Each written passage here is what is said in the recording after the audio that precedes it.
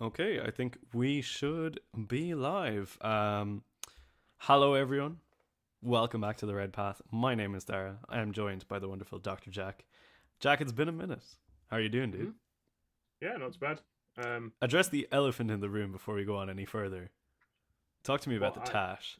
oh I and some of my colleagues at work have decided we're going to raise some money for men's mental health. So I am looking like this for the next month.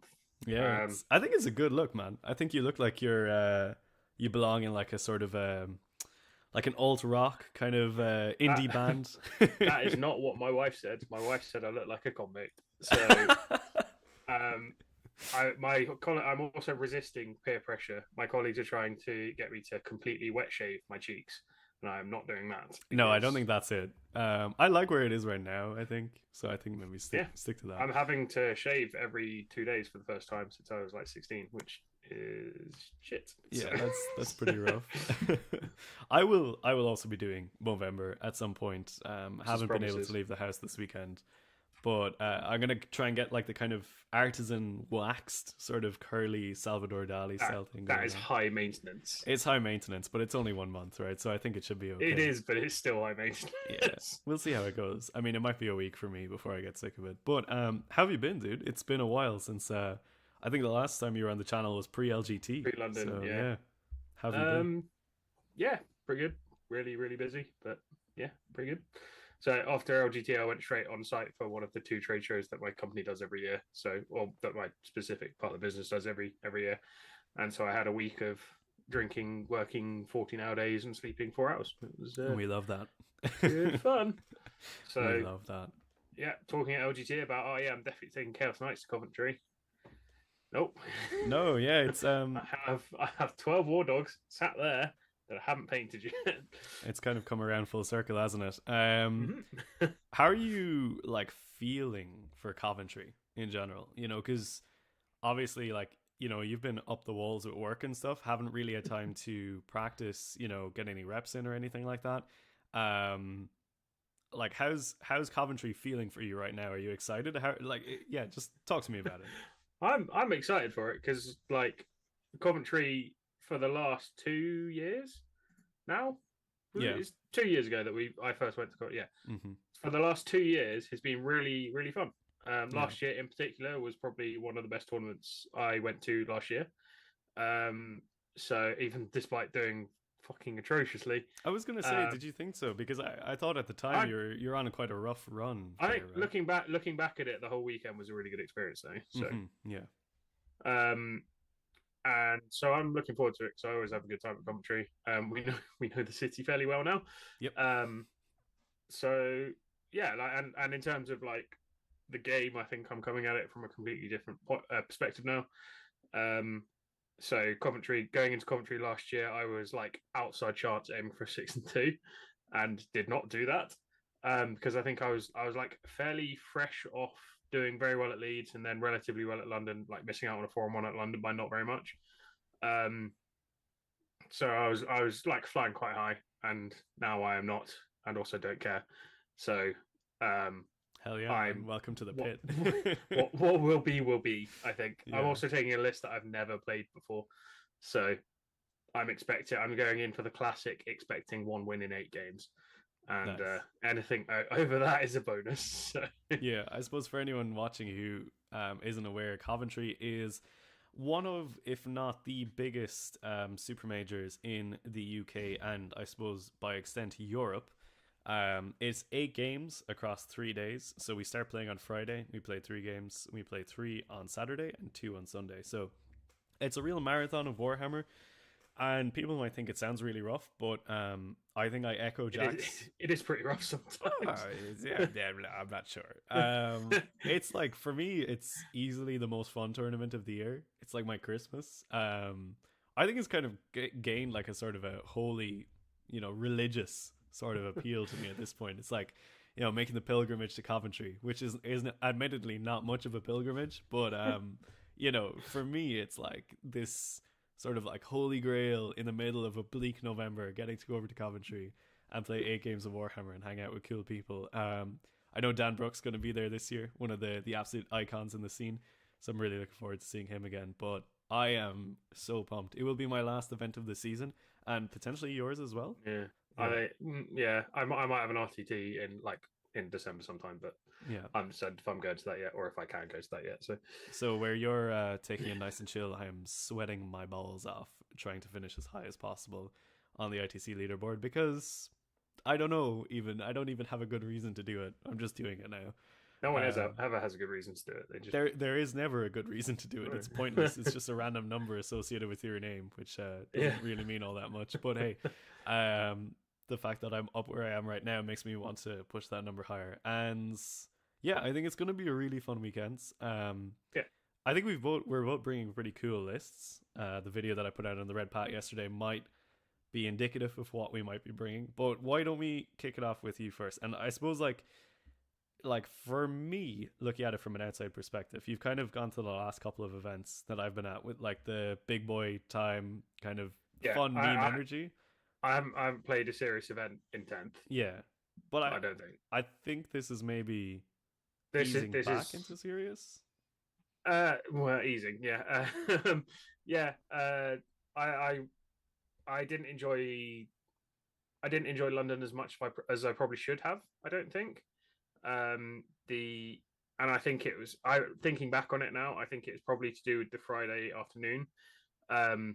Like the first two games were great, but the third game I matched in something that was such a hard counter for my list that I was just like, yeah. It's kind of hard after that, right? When it just Botan, so they're +1 to hit, +1 to wound against each of my big guys for the whole game. Sure. And there will be a decent amount of Votan, I'm sure, at Coventry as well, right? So I just like it. I didn't enjoy it as much as I should have. I think I still went 2 and 3 in the GT, but I can't really remember anymore. It was a bit of a haze after a while, wasn't it? Yeah. But I don't even remember my games. I beat Custodes in the last game, I think, but I was still close. Yeah. Anyway, yeah. So I went 2 and 3. It was fine, but like I didn't really enjoy the games that much. Like they weren't that fun, and they were either over really quickly, like in a good way, or over really quickly in a bad way, which just left me sort of like hanging around because there's only so much I can hover around one of your tables, like sit and watch. You were hovering around mine for a while, for sure. Yeah, because I was getting really bored. So like going to a 40k tournament and spending 2 out of 3 hours of each round not playing 40k just started to grate a little bit. And I was saying to you at London, I think on a 3-day tournament that would be horrific. There's so much time where you're actually like not partaking in the tournament at that point that you're kind of like, why am I here again? Yeah. So I have gone for a more competitive list. I think I don't really know because I haven't really kept up on any competitive news. But like on that, like, sorry to cut across, but like, do you think it's like, are you kind of like, okay, cool, I might ease back into a bit more of a competitive mindset, or are you just bringing this kind of like see how it goes and then make your mind up afterwards, or what's your thinking? So I think I guess I've kind of been saying it to you, like it's not really fully formed, but I think playing a big boys list is like very easy and switch brain off, and you can like meme a bit with it. Well, you do meme a bit with it, you have to. But I think it's also not that engaging. Like your dice rolls are either good or they're not, and that generally determines how games go. Because if you spike early on like either saves or damage, cool, you've won the game. If you don't, then you've lost the game in 2 turns, and like that's that. But the list I've got is a bit more like engaging for me to play, like to run, and hopefully that'll mean I enjoy or like feel the desire to get back into competitive play a bit more, because I haven't really felt that since since the 9th book. Like the end of the 9th book, I found a list that I was enjoying, but then had a run of like tournament shitty experiences at tournaments, and like that just turned me off. That combined with having to learn a completely new game for 10th just turned me off competitive play in quite a big way. Hence the meme approach. And I think it's probably been healthy for me. Because hopefully I'll come back. Hopefully this weekend, even with a slightly more competitive list, I will take the lessons I've learned from the meme it's approach. Not even necessarily about the result that you get at Coventry, right? It's more like the experience, I would say. Yeah. Like if you have fun playing a more serious list, you know, and like I think you put it well at like problem solving on the table, Yeah, yeah, then yeah, I think that could be quite interesting. yeah. Problem solving is like everything. I will have fun problem solving regardless of the problem. So, um, that is what the aim of this list is. Yeah. And I guess I should go into it. Well, yeah, with that lovely little preamble, why don't you roll us in? Okay, so my warlord is Khorne because he's 80 points and that's dirt cheap. I've got Invocatus. I've got a Demon Prince with wings, World Eater's Demon Prince with wings, with the Helm of Brazen Ire, which is the half damage thing. Um, and then Glavemo because I've not run him yet, and seeing your guy run around. You've not run Glaive? I Bro, have do not you run even watch The Glavemo. Art of War? Oh Like, no, what the hell? I think I've run him in a practice game, like my like second game of 10th, I think. But so I'm running Glavemo at a tournament for the first time. I heard about it on this thing called Stat Check. Apparently, Vanilla discovered it, and now I want to run it. It's a bit of an underground type of unit. I you mean, know. I haven't seen him anywhere else before, so Yeah, I decided now that Vanilla's given his seal of approval, I feel like I should give it a go. Makes sense. Makes sense. So I got Glavemo because I wanna run into something big and do a lot more wounds to it. It's always like it's quite a cathartic unit, I would say. You get a lot out of your system when you get to the sixes. Based on my rolling at Coventry last year, that's not going to happen. Listen, it'll happen once, and when it happens, it's really like a lot of the whatever mental load you're carrying at the time just kind of like just goes into that. Yeah. So those are my characters, or my World Eaters characters. I then have 1, 2, 3, 4, 5 squads of 5 berserkers, all with plasma pistol on champ, plasma pistol on one of the dudes, Eviscerator on one of the dudes, and an icon, obviously, because why wouldn't you? Because it's all free. I then got a 10-man squad of berserkers with all the plasma pistols and all the Eviscerators. I have 1 rhino with a combi bolter, a combi weapon, and a havoc launcher. I've then got 2 squads of 6 exalted 8-bound with the paired fists on the champion, in both squads. And then I have a Bloodmaster because I had 75 points spare and I really like them as tech pieces and I've used them a lot. So yeah, it's a great list. That's pretty much the only unit that has made the trip over from my meme list is the Bloodmaster. The Bloodmaster. Nice. Yeah. I see Jade Lantern hanging out in the chat. New Patreon and Discord member. Great to have you, Jade. I'm glad that you're also part of this community. But yeah, I think overall, it's a great list. It's a non-Gron list, which I'm all about these days. And do you mean Angroff list? Angroff, non-Gron, whatever the patented term is. I can't exactly recall. We can't call it Angroff because it was plagiarizing. Right? That's true. Yeah, that is plagiarizing. Sorry. It's a great list though.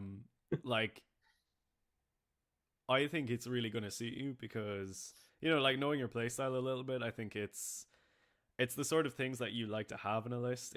It's not too centralized either, which I think both of us, we don't really like to have a central unit a lot of the time, despite both of us having run them a lot at the start of 10th. Yeah, one way or the other, yeah. Well, I suppose with the Terminators, it's like, technically with that book, it was sort of a centralized unit, but like they were still cheap enough that it wasn't like a crazy investment, That's Terminators and Angron and Apostle. Well, okay, yeah. Not Angron, Abaddon, sorry, and then the Apostle. Yeah, so. that was quite... Yeah. my version was quite a... yeah. quite an investment. But I think it's really cool. It's, like, pretty fresh. And I think, like, the thing about this is, like, my whole thing with the non-ground list that I talked a little bit about in the video I put out yesterday, but it's really about, like, not really telegraphing to your opponent exactly what you're going to be doing or where your assets are tied up. Like, you put Angron on the table, you're telling your opponent straight away... He's going in a straight line. Exactly. Yeah. And like generally, obviously there's like a tier of players that don't really know how to respect, adapt, or deal with that type of unit. But like I think once you pass that kind of, 2-win tier where you're kind of getting into like the more experienced players, they generally know how to play around stuff like that. And it's like you just telegraph to your opponent, and a good player will be able to, like, to a certain point, play around that. And then you also have the fact of, like, if Angron doesn't come back to life, things really feels bad. Things are not great. And I think the last thing you need is maybe a feel bad condition in your list, right? Yeah. I think especially in a tournament that is you spend literally a third, like 24 of 72 hours playing 40 games. It's a lot. Like Yeah. you don't the potential for it feeling shite is Yeah. really high. Yeah, and Um, you really don't want that, you know. no, no. What are you like? What are you really excited about with this list? Like, what are you kind of in your brain being like, I can't wait to see how that works on the table, or like certain aspects coming together? Is there anything So that jumps out? this list is quite is getting. I want to see Khorne and 10 Berserkers go on something quite hard and do a lot of damage to it. Is what I like. So I've used him. I've used him before. Like I've used Khorne and a 10 in the same game as I used the Glamour, actually the practice game. But they didn't really get into anything good. So I want to see them like perform basically. Mm. I am looking forward to. So this kind of list is very similar to what I was running at the end of ninth. So although the tournaments were not great, the list was really fun to run. Which was like 35 Berserkers, a load of eight regular Eightbound, Invocatus, and some other characters. I think maybe a Demon Prince. It's that kind of list, and that's sort of how I'm planning to run it, which is like using rhinos or the rhino a lot to like jump people in, jump people out to benefit from that extra 3 inches of movement. Now with the +2 to move and the advance and charge options, That's crazy. Yeah, that should be really really fun. yeah. It's just like I think the people volume trying to of measure threat berserkers you're ranges. bringing Yeah, as well. Is it a how many five squads of? it's 35 total, 5 squads of 5 and a 10. Yeah. It's like that's the most berserkers I've seen in any tournament list in a while. And I think because of the volume that you're bringing, blood surge is going to be a factor. So it's about, I guess, I hope setting so. up those kind of maneuvers Yeah. and stuff. I just need, yeah. Yeah. I hope so. I think like it's like because you were saying you were not necessarily advising me to not run this, but you thought it'd be quite complicated to run with no experience, like Yeah, I a non guess run list. on that Which front, yeah. Like I think initially and possibly even up until like today and yesterday, I was discouraging you from running a non-gron list because the angron lists are very easy to play and yeah, like they are still, I think, like regardless of how good this list is, I think it is a very good list. But the Angron lists are the most competitive lists. They are the most powerful lists. He is like a phenomenally strong unit, sort of because he's very easy to play, yeah, and he is still undercosted for what he does. But like, I was kind of like coming at it from the angle of like, I want you to have a really good time, yeah. and I don't want you to like have the pressure of a slightly more complicated list. But then the more we were kind of I, talking about it, I'm like, okay, it really is like your kind of playstyle. And every time we talked about it, you seem to be talking yourself more into the non-grom list. yeah. So I think as I say, like it is very similar to what I was running in at the end of ninth, and I think it's like in terms of data sheets and like complexity of individual units, there it's not that different from my Angron list, like the Angron list that I was looking at running anyway. yeah, I think the switch is like a few more berserkers and a demon prince instead of Angron, and that's pretty much the only switch. And like I think I dropped one of the 6s to a 3 of exalted 8-bound, but like it's like some really minor changes. So like in terms of actual data sheets, I think the only difference is instead of Angron, I have a demon prince, and that's the only actual like data sheet difference. how do you feel So about I'm the gonna demon prince? What do you think about that unit, I especially with the brazen helm? I'm interested to see how he goes. I haven't run a demon prince since I tried to make scores for the skull throne great, and scored 15 on it, fucking loads. To be fair, so Cheers to that one. Yeah, those are the glory days. Now he has it. It's just like without the caveat of basically well, no, getting no, victory now, points. yeah, now he has Fury of Khorne, basically, but only against a specific character. So it's yeah, I am claiming credit for that being in the index because Disciple of Khorne and Sure. Skulls for the Skull Throne, name a more iconic duo. All right. I Yeah. ran it in. I can get the fucking stats up if you want. I ran it in like most of my games. I think there was a point at which I'd run Skulls for the Skull Throne in like 90 something percent of my games and got 15 on it in like a worryingly high amount of them. Yeah. I did some fucking plays to get Skulls for the Skull Throne, like charging upstairs, charging like round units and shit, charging over units. It's fucking great. Yeah. Um, It was like I don't it know. one of the There was one like of few more like reward sort of mechanics in the game than Skulls for the Skull Throne in Ninth Edition. That was a lot of fun, I think. But yeah, I mean, having used the unit itself in 10th edition, um, like I really enjoy the Brazen Helm Prince. I think he will continuously surprise me and my opponents with how much damage he can actually absorb and still live. Yeah. Peak for me was Broadsword when he stood in front of a 4 Lehman Russ battle tanks, 2 of which were tank commanders, and took it like lived. a champ. Yeah, Nice. lived and went on to kill 2 of them. Nice. So yeah, what a beast.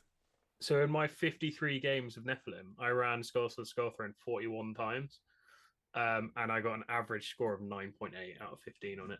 I mean, in those 41 games. Solid. So pretty solid. I definitely don't think I have comparable stats to that. But yeah, I think it's a really fun list though that you've put together. I love the Berserker Horde. That's probably my favorite aspect of the list because I just think people are undervaluing Berserkers. I know I can see Sako in the chat there saying they're not sure if they're using Berserkers well. I won't be. I won't be at all. I'm going to overestimate how much they can kill every single time. With Khorne, they will kill stuff, and with the Glaive Mo, they'll kill stuff as well. They won't really kill stuff. The Glaive Mo will kill stuff while they might finish off one or two dudes. But like what I've been using them for more recently is kind of like the bait and switch and the Invocata scout move, where people are like, I telegraph to them being like, oh, I'm putting the Exalted Eightbound here, so they put up a screen, and then I'll put down like 2 5-man Berserker units with like no one in them and just run them forward instead, and they're so good at picking up screens. And then my opponent is kind of like, okay, cool, I'm gonna like shoot them and kill them now, and I'm like, well, if you don't kill them all in one go, they're probably running into you. Yeah. So they cause a lot of problems, I think, for my opponents. And it's weird, and I can't even really vocalize it, but like a lot of people are like, I've never really had success with the Blood Surge. And like every single game I use Berserkers, I find the Blood Surge is like really impactful. If it's like my opponent is, it's not even necessarily that it does something on the table, but if it's like causing my opponent mental strain, then I'm like, okay, cool, that's good. It's taking away from their decision making ability, you know? Yeah, fair. That's fair. Yeah. So I'm excited to see how they do. I'm looking forward to running it. I think, as I said in the pre-stream, I think like I'm going in with very limited expectations as well. What are your expectations? If I win one game, I'll be happy because I have not run this list. Like, you know, you're going to win one game. No, you know you're going to win one. Like that is bull talk. Like what is like the expectation in your head that you're not saying? If I can match last year, then I'll be happy. Last year was 3 and 5. 3 and 5, yeah. Because if I can match 3 and 5 with a list that I haven't run before, having not played any competitive 10th, versus the state I was in last year, then I'll be pretty happy with that. So I would predict that you'll go 4 and 4 with this list. I think quite a solid 4 and 4 is on the cards. I think if you were coming into this fully practiced and prepared, I would be expecting you to go like minimum 5 and 3 with this list. I thought we were talking about not building expectation too high, Dara. Well, I'm not. I'm just saying, you know, like this is what I'm expecting from being keenly aware of the strengths of the list and like knowing how you play. I think those two things will come together quite nicely. I'm just hoping that the mustache distracts people enough that they're like, you should wear like a prison overall kind of vibe, or else like a very indie rock kind of, you know, fleece. What I need to do is shave my head, shave my eyebrows, and wet shave my face, and that's the only hair I have on my face. That will definitely that would distract. I feel that will distract. That will distract me across 800 players. I'll just keep like, my opponent's gonna be like, "What do you keep looking at?" I'm like, "At least you'll be able to see me from a distance." Like a beacon. I love it. Dan's in chat. Good to see you, Dan. Joe Hill as well, keen to try some non-named character lists for flop reasons. I think that's like quite. I wish we had some. Yeah, it's quite limited in terms of like you really only have like a very few. I think you could, if you want to build a competitive list without named characters, it's probably possible, but it's definitely suboptimal. Yeah, like I would hate at this point to lose Invictus' scout move, having used it as much as I have.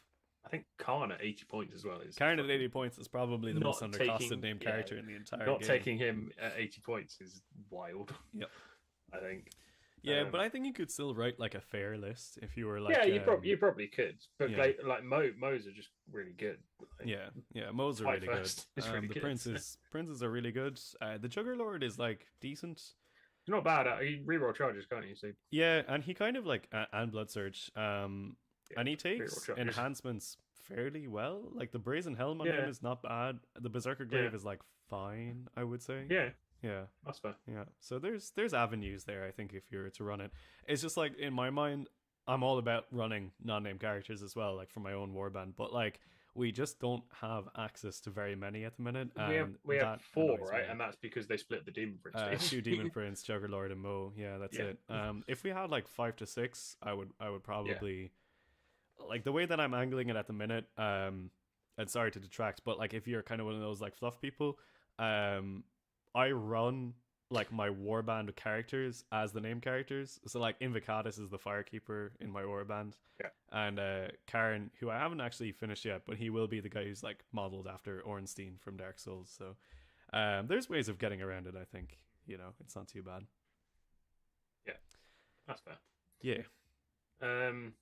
So yeah, over to you, I guess. So the sweat list, I guess, which Are is you how many of the Irish lads coming over? Are they Irish? actually it's like myself and one other guy that I like don't know. I just know that he will be there. A lot of the guys are in the World Championships, which is the week Yeah. before, so they're Fair kind of enough. like they can't really afford to do both. That's fair. It's kind of the problem of the Boring. Irish community being quite small, and then like a Relatively substantial good. portion of them Yeah. are good enough to get golden ticket events. So Yeah, yeah, it's a shame. Also, and like Mike is like driving around America as well. Sure. Because that's Why just what Michael does. And then Jay is like in the middle of moving into a house. So Sure. yeah, everyone's pretty busy. And also Fair. GailCon was like 2 weeks ago, last week, something like that. So yeah, people are kind of busy in Ireland, so I'll be trucking over by myself. But meeting you over there, which is like average, I would say, but meeting Dan, which is really good. Yeah. And if anyone else who's watching this happens to be at Coventry as well, make sure you come up and say hi. We'll be wearing Red Path stuff, I guess, or you'll recognize Jack because apparently he's going to be a lighthouse in the middle of the hall. Yeah. But yeah, I can't wait though. Like it's going to be good. really good. I suppose I better run through my list though. Yes. So it's not like a million miles away from yours. I'm also going. You plagiarizing my list? Are you plagiarizing my list live on stream, Dara? I literally am resubmitting my list right now based off everything you've just said. Yeah. So yeah, it's no Angron in this list as well. Now, to caveat it before I begin, I'm kind of in a mind of maybe making a change to what I've already submitted. We have until tonight to change our lists. So you can weigh in here because I haven't told Jack about this, and Jack can weigh in if they want to as well. Live reaction. Yeah, live reactions. So it starts off with a fairly similar HQ layout. I've got Khorne, Invocatus, a Berserker Glaive Mo, and a Demon Prince with a Brazen Helm. So far, plagiarizing Jack, which is great. Plagiarized. 100%. Chat or what is it? Turn it in is the thing for plagiarizing. Turn it. Oh my god, that is a throwback. Right. I haven't heard of turn it in since. Yeah, it's been years. It's been a minute. I was using it last week for my PhD application, but yeah. So that's my HQs. In my battle line, I currently have 2 5-man Berserker squads and a 10-man. Or is it 3? Yeah, it's 3 5-mans and a 10-man. But it's got Berserkers, so you still copying my list. Yeah, it's 25, not 35. So I have diverged slightly. Copying. I have 2 10-man Jackal squads. Barney and Philip. Berserkers. They're coming in. That's a little bit different from you. So they're chucking around as well, and I've got a Rhino too, to copy Jack even more. Mm-hmm. And at the minute, it's 2 6-man Exalted 8-man squads, and a 3-man regular 8-man squad. Christ, 2 6-man Exalted. I know. Disgusting. Disgusting plagiarism. That's it though. Can't believe you've done that. Listen, it's rude. But what I'm thinking is, so I was kind of like, I would like to turn the 3 8-bound into 3 more Exalted 8-bound, just so I could have 15 Exalted. I know they're so good, man. Like they're so good. they've still got native deep strike, haven't they? Right? They do, and the regulars don't. They have the scout and they have the reroll aura, but I always get a little bit too eager and never end up using the reroll aura. So but the I mean the exalted 8-bound could be just be a deep strike threat, because if you start everything on the board, then they don't have to screen and they don't have to think about screening. Exactly. So. Yeah. That was literally why I had 3 exalted 8-bound in my 9th list. Was to sit in deep strike and like scream me if you scream me or don't scream me, which is kind of what I'm thinking as well. It's another thing for them to think about, and like my Demon Prince is almost always in deep strike as well.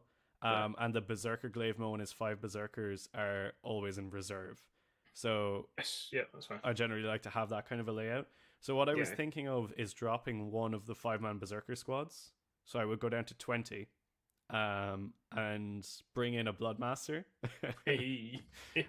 Just because that gives me cheating. It gives me enough points to convert the 3 8-bound into 3 exalted 8-bound. This is disgusting, honestly. I know. Intellectual theft. It's live on literally air. I've copied it right out of the book.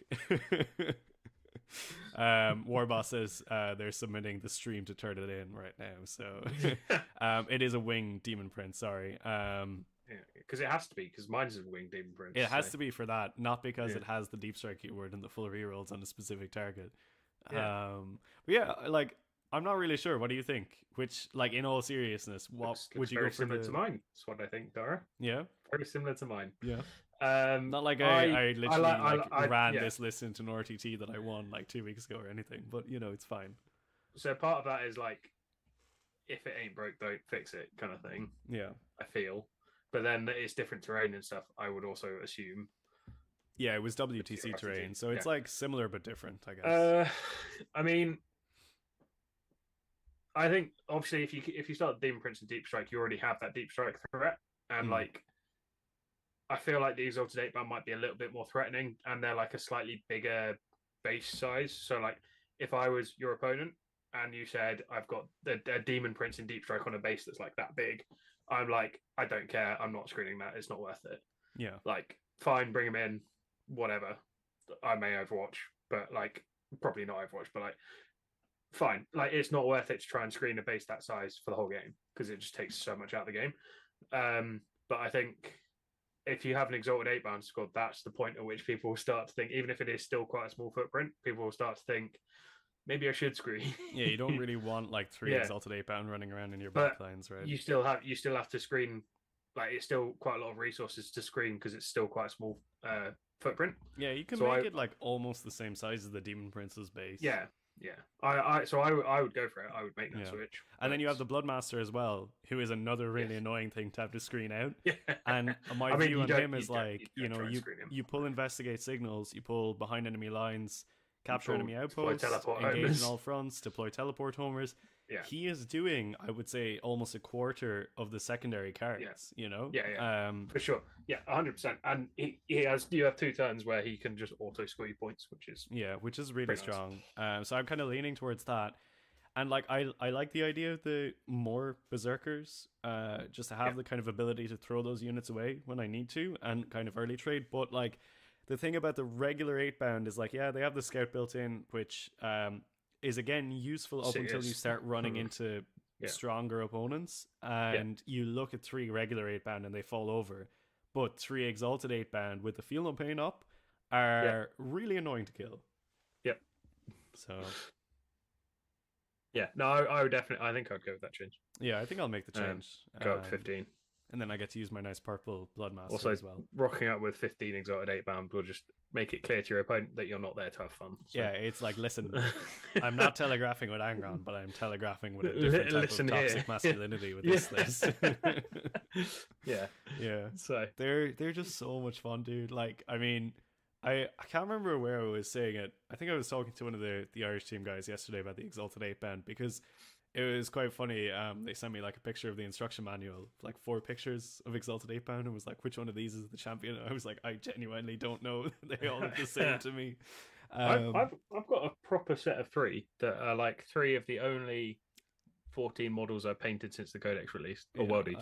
I don't. I am in the throes of painting the Entombed as well, which are, if anyone hasn't seen them, come watch the Twitch stream. But They're looking pretty nice right now. The Yeah. custom Exalted 8 bands, Terminator builds. But yeah, sorry to get back to the point. I actually think they're like the best unit in the game. Like genuinely, don't at me. Like they are so fucking powerful. It's stupid. Like they have two combat profiles, one which is good at killing Marine Horde, one which is good at killing tanks. They're strength 15 on the charge. Like, you say that to people and you get in their heads straight away. They just don't believe you. And then, like, no matter how many times I've said it, no matter the caliber of my opponent, like, I was playing round 5 on table 3 in Broadsword and, like, was saying, like, this is how fast these guys move. And I was still moving them like crazy. And people were still being like, Jesus, they're fast. I'm like, yeah, they're so fast. Like, how do you? I think I might have been on stat check that they were saying it, but it was actually so true. So they were like, you only tell someone this unit moves 12. Yeah. Oh, you have it. You see it with Angron all the time. Yeah, but like when you tell someone like this unit moves 12 or 14, that's like where their brain stops. Yeah. And anything past that, they're like, yeah, it's fine.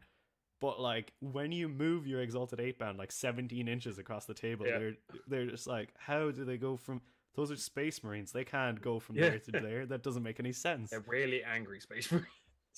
It's like you've got like the fear factor. Then people are just like, my favorite is when people try and measure out the deployment zones, being like, okay, so how far can they go? And then they realize that they're basically like backlining their whole army to stay out of like a 12-inch threat range, you know, and everything else. I'm like, I can still roll a charge for that. Well, I showed you that picture of the Harlequins player I played at, like, I can't remember what tournament it was, where he was like, wait, how far do 8-bound move? And then, or no, like, things back in the Warp Talent days. So it was like, how far can you go with all of those? And then I told him, and he redeployed his entire army to the back line of the board because, it was like a, I mean, as I say, you see it all the time with Angron as well. Is like, how far can he move? Oh, we can go like 14, and then it's like +2 move, and he can auto advance 6, and he can advance and charge. So like 22 inches and then charge if like everything lines up. And they're like, okay, cool. I measure like 22, and then I measure 34. And it's like, okay. Yeah, fair enough. I guess I'll wait in this corner for the game. It's fine. I guess, like fine. Yeah. And then it's like, haha, I've screened you, and it's like, I don't care because like he comes back, so I'm just going to trade him for that screen and like be in your lines, and then you have to deal with him. So like, it's like a similar thing with the Exalted, where it's like project all that kind of energy to my opponent, and then they set up their screen, and I just pre-game move some Berserkers and Jackals into the screen and kill them anyway. It's fun. I don't know. So like the vibe that I have with this unit is like the Khorne Trinity thing that I always talk about for combat, where it's like generally GW gives you like 2 of 3 abilities. Speed, resilience, resilience, and damage. And Exalted 8-bound have like speed to the max. That dial is fully turned up. They have damage to, I would say, very good, like 8 out of 10 on the damage scale. But then weirdly, they're extremely durable. They're more durable than like any Deck Guard Terminator, which is wild. Like tough 6, 3 wounds, 5 up feel no pain, 5 up invuln. They're so hard to kill, and you put down. Yeah. So my brain is like, I put down 2 bricks of 6 and then a brick of 3. Like at the RTT I played, I had people put half their army into a single unit and kill like 5 out of 6, you know? And then like the no fallback thing, when it comes up, it can literally win you games. I can see how it's powerful. Yeah, it can be so devastating. Little post-it note for that because I'm going to forget it lots. Yeah, it's really good. I don't know, at 300 points, they feel incredibly efficient. Yeah, 300 points is cheap.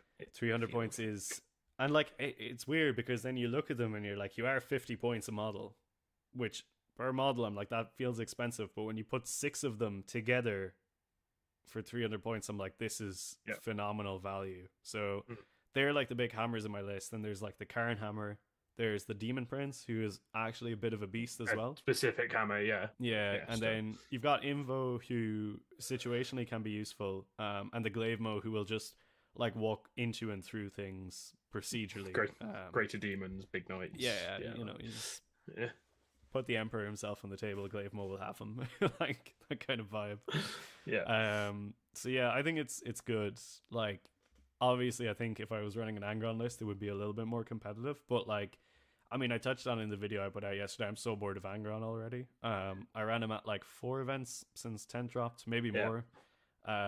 And his play pattern is dull. Like I sat down with Jamie after the day after the LGT, and we just like both kind of said that we felt like our skill improvement was completely stymied. Like we're not moving forward anymore because of Angron. And since I've started using this list, my skill expression has like felt like it's dramatically increased already. So Yeah, that's fair. I'm kind of here for it. That is very fair. Yeah, I think there's only so many times you can like yeet him across the table and hope he comes back. That Yeah, and like I said, it really caps out once you kind of get to the point where you're playing against people who are like, okay, cool, I can read your list really easily from this. Yeah. With the lists that we're running for Coventry, they're very reactionary. They can like play against your opponent's moves, but they can also flip that and force them into a game state that you're sort of in control of, and you're like the decision maker of as well, because you have the speed and also the resilience as well to kind of force those changes. And like both lists play the tactical secondaries like crazy well, which is obviously quite an important part of winning the game. Yeah, I'm looking forward to it. I think it'll be interesting to see how like tactically rusty I've got. So, yeah, I'm really interested for your character path arc as well. Yeah, your character arc. This is like season 3 of your anime in my mind, which is generally the make or break kind of season. I don't know what that means because I have never watched anime. So. Listen, as I said, it's the make or break season. Before we close this one out though, if anyone wants to do any questions or anything, now is the time to catch me and Jack before we start finishing up. But yeah, like I'm super hyped. Like I was saying, like Coventry is the epitome of the season for me. It's almost like my season finale. And I'm hoping to go, if I can repeat last year, go 5-3. I think I'll be really happy. And if I can get best painted again, that will make my day. Like for real. Am I gonna have to take home some more rhinos? No, it should be okay. I can actually fit this entire list in my A case.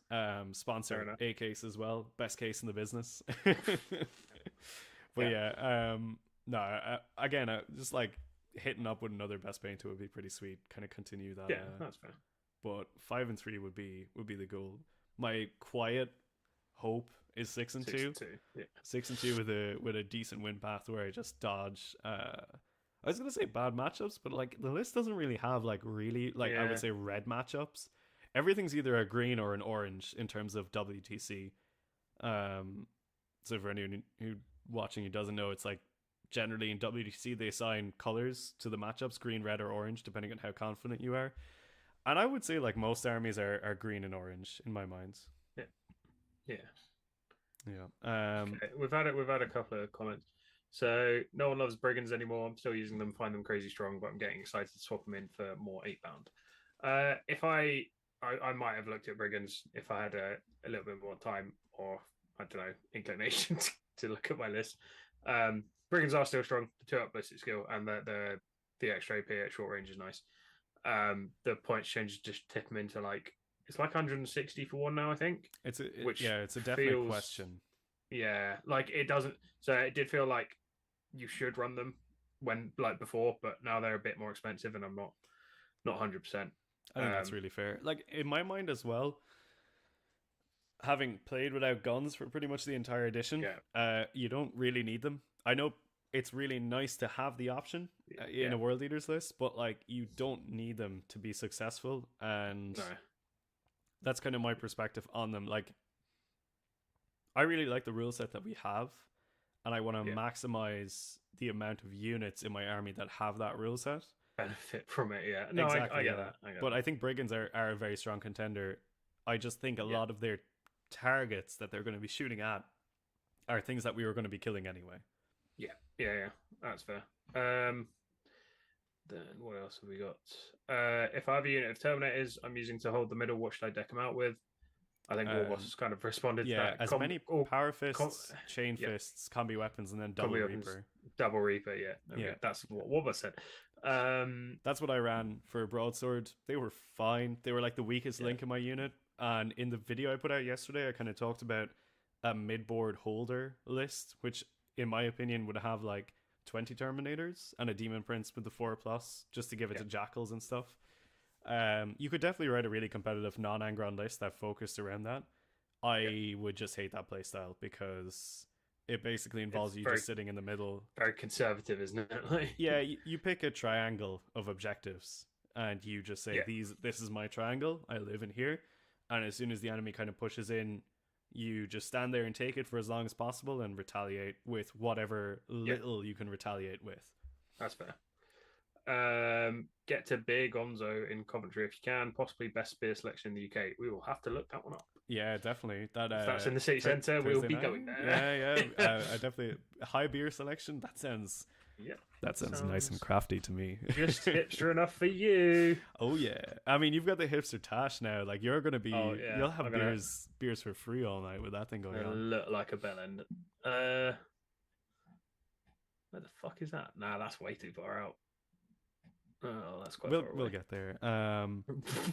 Oh yeah, but Baron Strawberry says we rate the Winged Prince. Why? Do you want to go first? Because I invented him. That's why. Okay, cool. I'll give a more reasonable take. No. So like the full rerolls to hit and wound against a very specific character. Some armies are built around very specific characters. If you can have the ability to, with a fair amount of precision, take him out, that's pretty good. The helm on top of that just makes him quite irritating to shift as well. A combination of high toughness, a 4-pin bond that can be very swingy, and then half damage if you get through all that, and also having a shrug potentially. Yeah, just is a very nice combo for a unit that doesn't benefit from like lookouts or low not. I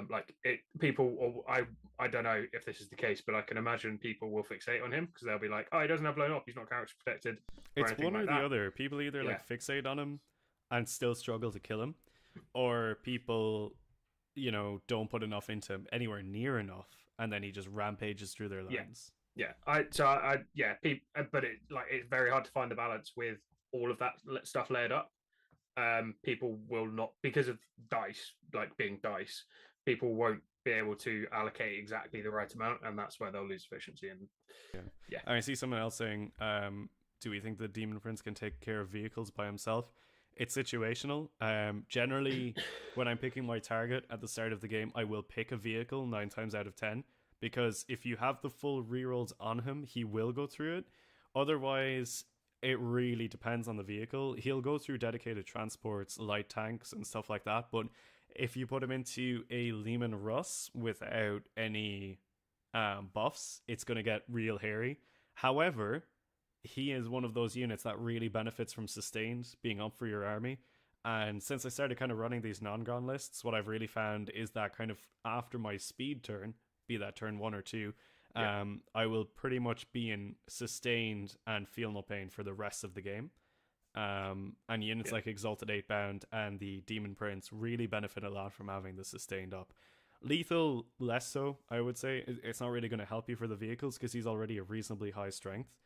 But yeah, he'll be fine into most vehicles, I would say. Yeah.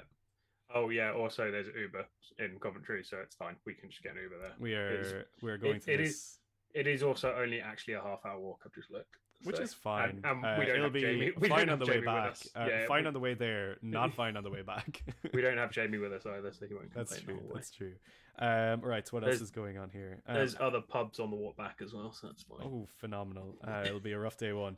How do we fare playing at a deck guard list that don't run Mortarion? The -2 detachment ability and Nurglings to be unbearably hard to play into. Yes, it is. It's really difficult. I would say deck guard is actually probably the closest I have to a red matchup. It's like a harder matchup than Eldar or CSM. Is that an actual -2, like a -1? One of them modifies your weapon skill. One of them is a minus to hit roll. Yeah. I was just checking. That is on the Nurgling specifically. Nurglings have the -1 because deck guard is really tough, especially for a non-gron list, because you can't really just pick a triangle of points and sit there and hold them because you're probably going to start getting mortared pretty hard. Again, it depends on the deck guard list. If they've built for the combat, it's quite scary because they'll have a lot of fight first as well. So deck guard is like the epitome of picking the exact perfect moment to commit with your army, and if you don't choose the right moment and the right units to go into, you will lose the game extremely quickly. And I would say in a matchup of equal skill, where me and the deck guard player are the same skill, I am losing that matchup probably 6 times out of 10.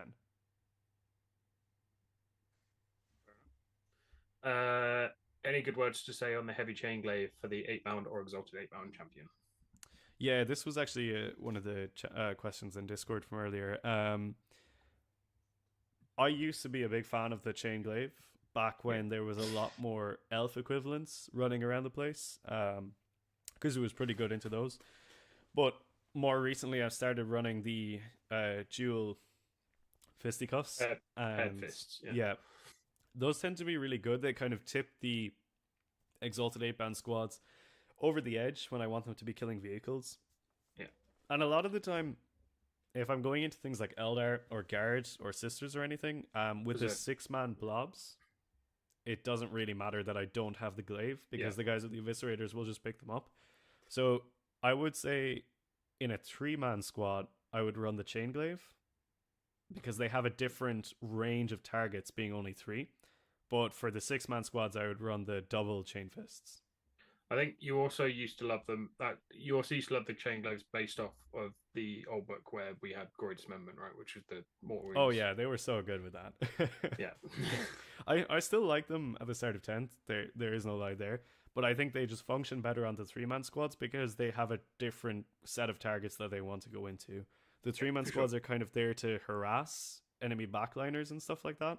So when you're sending them into like your main targets, dudes at the back or something like that, the 3-man squad that's deep striking in never wants to be charging a vehicle is kind of what I'm trying to say.